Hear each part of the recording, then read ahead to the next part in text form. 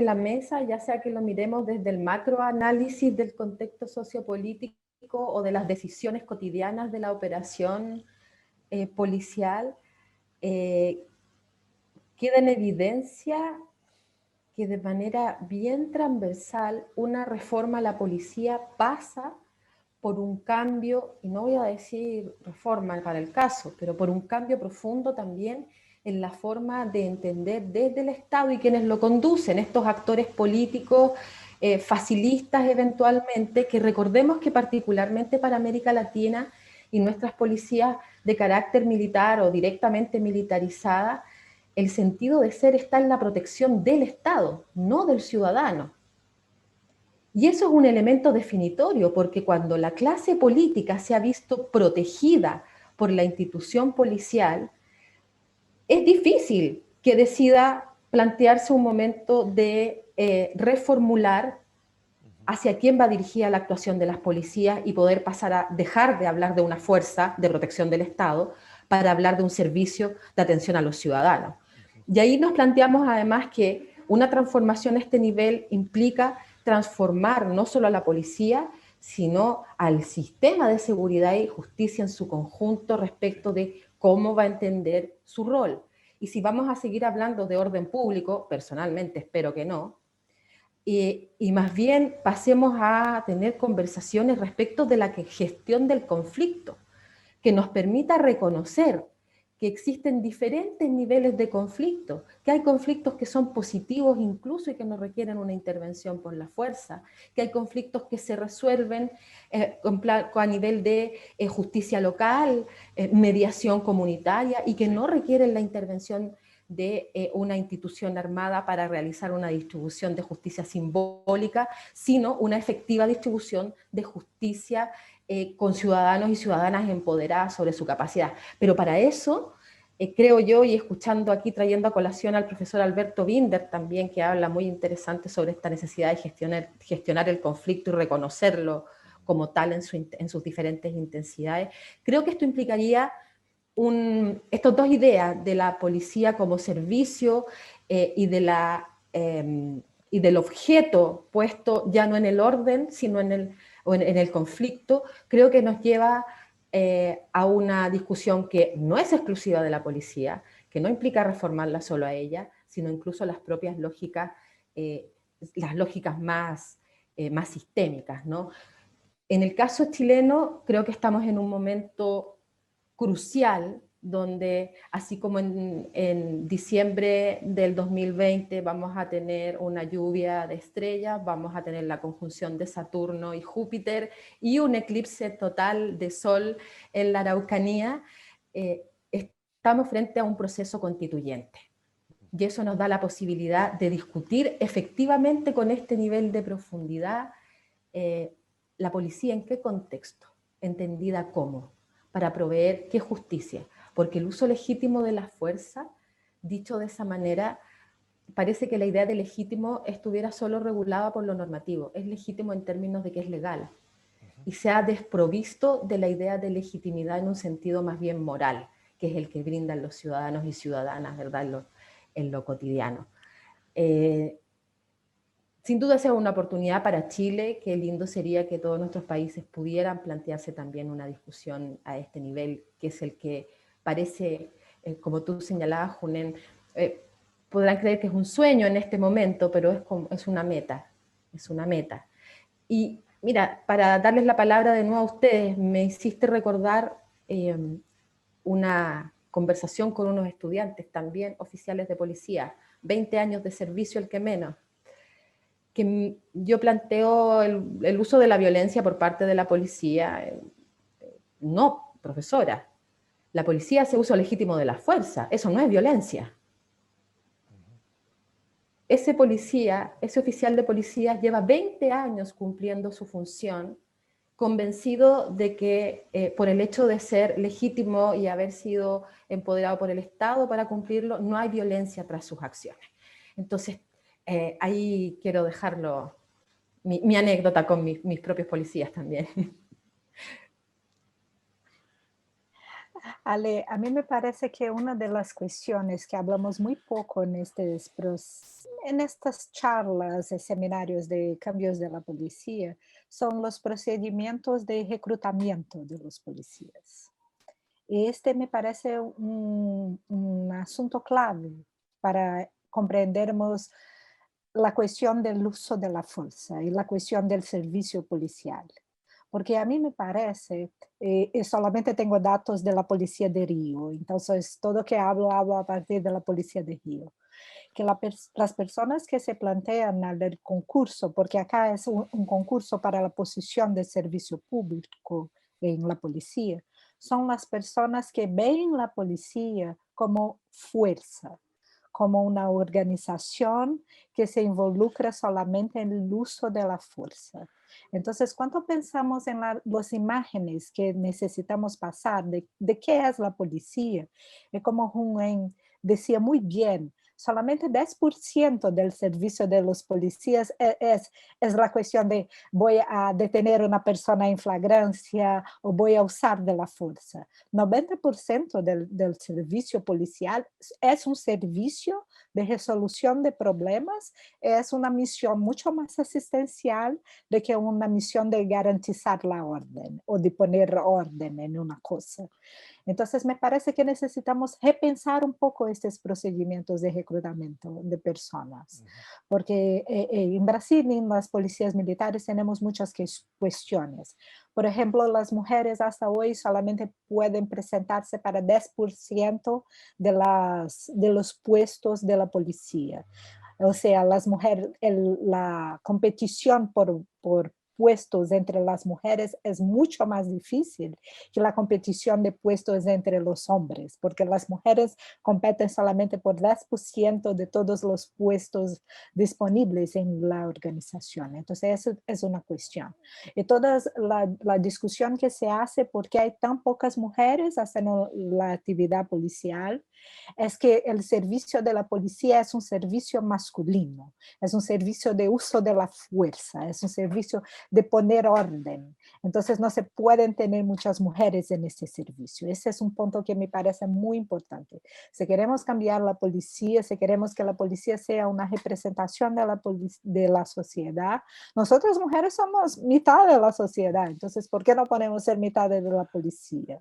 Y somos muchas veces valorizadas por las actividades que son actividades femeninas, como por ejemplo la cuestión de manejo de mediación de conflictos o de manejo de situaciones problemáticas. Entonces, ¿por qué no valorizar ese tipo de actividad? Y esto va a dar toda una otra cara para la policía, toda una otra imagen de qué es la policía, qué servicio presta. Esa es una cuestión que me parece muy importante. Entonces, focamos la policía cuando la persona ya está en la policía, cuando nosotros ya tenemos los recursos humanos, y no pensamos mucho en qué procedimientos son los procedimientos que se seleccionan estos que van a hacer el servicio policial. Y una otra cuestión que Juan también hablaba un poco y que me parece muy importante, que es la cuestión de la empatía. Y a mí me parece que hace mucha falta empatía dentro de la policía. Y esta es una cuestión también que me parece muy importante en términos de pensar la reforma policial. Por ejemplo, una de las cuestiones que se aparece mucho en la pandemia no es solamente que los policías han matado mucha gente y que han morido en términos, en percentuales muy largos, pero también que se han quitado su propia vida en percentuales mucho más largos que la población y que no pasan, no tienen a qué recorrer en términos cuando tienen un problema. Eso es, me parece que es una investigación que cabe a nosotros hacer. En qué medida un policía que tiene muchos problemas, que no consigue manejar muy bien el servicio, es un policía que tiene mayor probabilidad de usar la fuerza en un encuentro con la ciudadanía, ¿Y cómo podríamos, por ejemplo, disminuir la tasa de violencia de la policía con servicios de salud, con mayor empatía con esos policías que no consiguen manejar muy bien sus propias emociones o que tienen cuestiones, por ejemplo, de agresividad? Esto vo- vo- se, se retorna a una cuestión que me parece central en América Latina, que es la cuestión de la masculinidad. ¿Qué se define la masculinidad en América Latina? Y la masculinidad en América Latina se define por el uso de la fuerza, la imposición de la voluntad masculina. Entonces necesitamos pensar la policía dentro de una clave de menor masculinidad. Me parece pensar un servicio público, en un servicio público que no sea masculino en esta definición de masculinidad que nosotros tenemos en Latinoamérica. Que me parece mucho más pensar en términos de un servicio público y un servicio público más asistencial, más disponible para oír las personas, para comprender cuáles son sus cuestiones, cuáles son sus problemas, cómo pueden estar disponibles para, por ejemplo, cambiar situaciones de violencia doméstica, que es un problema que nosotros tenemos en el continente. Es un problema que no se mejora con cuestiones, con políticas como poner los agresores en los cárceles. Entonces, es un problema que necesitamos mucho de la policía para la identificación, muchas veces para construcciones de pontes, de puentes entre qué pasa en la casa, cómo se pone este problema en el espacio público, cómo se llega a las instituciones de justicia, cómo las instituciones de justicia manejan o pueden contar con la policía para verificar cómo se está cambiando la situación o se no está se cambiando la situación en términos de violencia doméstica. Entonces, esos son dos ejes que me parece que nosotros no hablamos cuando hablamos de reforma, de cambios de las policías. Los procedimientos de reclutamiento y la ausencia de empatía con los problemas que viven los policías. Bien, ah, yo quiero retomar ese concepto de servicio en la propuesta de Ale y creo que cuando empezamos a adoptar esa perspectiva, ¿no? Es importante que nuestros policías entiendan la importancia de los clientes. Y como nosotros los docentes sabemos, ¿no? Cuánto pesa la evaluación de los estudiantes, de nuestro desempeño en las aulas, ¿no? Al final de cada semestre, al fin de cada curso. En un principio yo resistí mucho esa idea. ¿Cómo esos estudiantes que nunca se ponen a estudiar, que nunca se ponen a trabajar, les toca a evaluarme? Un docente tan delicado, ¿no? Pero esa es la idea. Y en mis conversaciones con mis estudiantes, he aprendido, levanté mi voz en eso, ¿no? Y entonces, pero un chico, no, era una chica, una chica, ¿no? Me dijo, profesor, pero notamos también que ustedes solamente hablan o muestran sus sonrisas con los más aplicados, con los que tienen mejores notas, y me di cuenta de ese problema. Entonces, lo que hice en una forma muy deliberada, después de esa conversación que tuve, empecé a hablar, a entablar conversaciones muy informales, casuales, con los estudiantes que tienen mayor tasa de ausentismo en mi clase, con los que no rinden, pero cuando hablo con ellos no hablo de esta cosa, hablo de deporte, de lo que hicieron en los fines de semana y noté las diferencias, ¿no? Entonces, pero me di cuenta que fue en ese momento que dejé mi mentalidad, quizás muy de mi cultura oriental, de que los docentes son los dioses en las aulas y adoptar una perspectiva de tratarlos porque ellos son los clientes. Entonces tienen el derecho de decirme cómo quieren ser servidos y tienen el derecho de evaluarme. Y, y yo creo que bajo esa premisa, la satisfacción de los clientes, de la ciudadanía, debe ser uno de los rubros más importantes en nuestra evaluación de la policía, aún más importante que la tasa de criminalidad. Y nosotros los sociólogos sabemos, ¿no?, que tantos otros factores estructurales determinan las tasas. Pero esa satisfacción muchas veces vienen, claro, están los medios de comunicaciones, pero también experiencias ah, personales directas o experiencias vicarias, ¿no? Indirectas. Creo que esa es una mentalidad que debemos empezar a forjar en nuestras instituciones de policía. Estoy totalmente de acuerdo con Lumina. Reclutamiento es súper importante. Y siempre hubo este debate en la psicología de desarrollo, ¿no? Si la ética es una cosa que se enseña entre los adultos, ¿no? Yo pertenezco al bando pesimista realista. Yo creo que no. Yo creo que esa cosa se enseña cuando uno es chiquito, ¿no? Pero a los 20 años, yo creo que en el reclutamiento debemos seleccionar a los candidatos que tienen valores consonantes a ese ideal de policía democrática, ¿no? Si bien unos que tienen esa mentalidad de querer destruir a sus enemigos, que vayan a las Fuerzas Armadas, no, que defiendan nuestros territorios nacionales.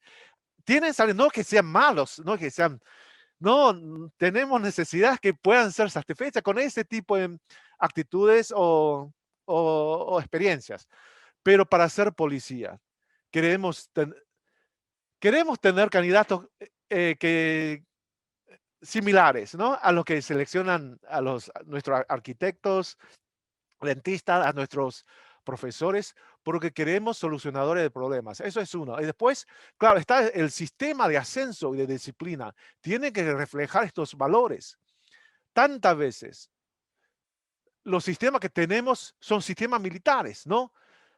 ¿Cuáles son las cosas que contamos como acciones heroicas o positivas que deben ser galardonadas en nuestras instituciones? Y a mí me encanta algunos cambios pequeños, pero son importantes pasos en algunos departamentos de policía en Estados Unidos, ¿no? En el Boston, por ejemplo. El tema de brutalidad o de uso de fuerza excesiva es siempre, ¿no? Está pagando un costo muy alto. Ahora empezaron a hablar de sanctity of life, santidad, la obligación de la policía de proteger cualquier vida humana, la vida de los inocentes, la vida de los transeúntes desconocidos y también la vida de los sospechosos. Todas las vidas humanas son de igual valor. Entonces, ¿qué hicieron estos departamentos? Ellos galardonan y publicitan, hechos o situaciones en que el oficial tomó esa decisión consciente de no usar la fuerza, aun cuando esté justificada, ¿no? El uso esté justificado. Cuando tomaron esa decisión consciente de no usar la fuerza y emplear otros métodos, a veces el otro método es que retroceder, retroceso, es coraje en ciertas circunstancias. Entonces, cuando empezaron a premiar, a galardonar, a publicitar estos oficiales y sus decisiones, yo creo que están promoviendo estos valores nuevos, ¿no? Coraje no es siempre disparar. Coraje no es siempre vencer al oponente. Coraje es tener esa valentía de resolver el problema de una manera innovadora, de querer proteger la integridad física del oponente. Y yo creo que tenemos que revisar nuestro sistema de ascenso y de disciplina también, ¿no? ¿Cuáles son las cosas que castigamos? ¿Cuáles son las cosas que galardonamos? Valores. Después de todo, estamos hablando de valores. Yo creo que el reclutamiento es súper importante, la formación es importante, pero no soy creyente de que podemos enseñar ética con estos adultos ya bastante grandes, pero sí debemos reclutar candidatos que sean idóneos para este tipo de trabajo policial democrático. Y sí, tenemos que reforzar conductas pro-democráticas con un sistema de ascenso y disciplina racional, ¿no? Sí, es lo que quiero contribuir.